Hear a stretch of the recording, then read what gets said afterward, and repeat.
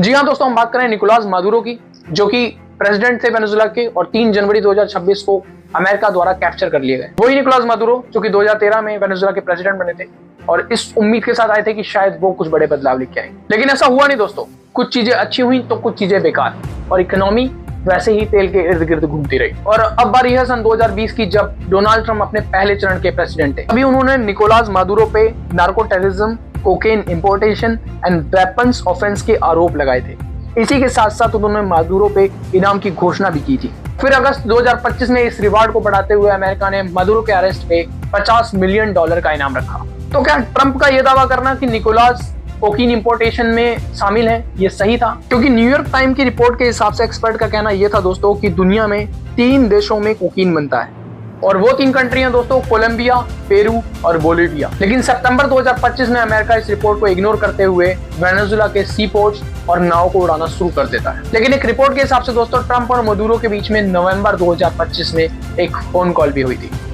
जिसमें ट्रंप ने मादुरो को ऑफर किया था कि अगर वो कंट्री छोड़ के जाए तो ट्रंप उन्हें सही सलामत छोड़ देंगे। और इस कॉल का कोई ऐसा विशेष फायदा नहीं हुआ दोस्तों, क्योंकि मादुरो ने भी कुछ अपनी डील सामने रखी, लेकिन अमेरिका ने इसे मानने से इनकार कर दिया। अब शुरू हुआ दोस्तों ऑपरेशन एब्सोल्यूट रिजॉल्व, जिसमें अमेरिकी सेना ने वेनेजुएला को चकमा देते हुए, एयर स्ट्राइक करते हुए और मादुरो और उसकी वाइफ को वहां से उठा लिया। तो अब क्वेश्चन ये है दोस्तों कि जब आप पीस की बात करते हैं, आप कहते हैं कि आपने देश दुनिया में कई वॉर रुकवाई, आप कहते हैं कि आपने इंडिया पाकिस्तान के 56 बार युद्ध रुकवाए, तो क्या किसी देश में घुस के उसके प्रेसिडेंट को उठा लेना सही है?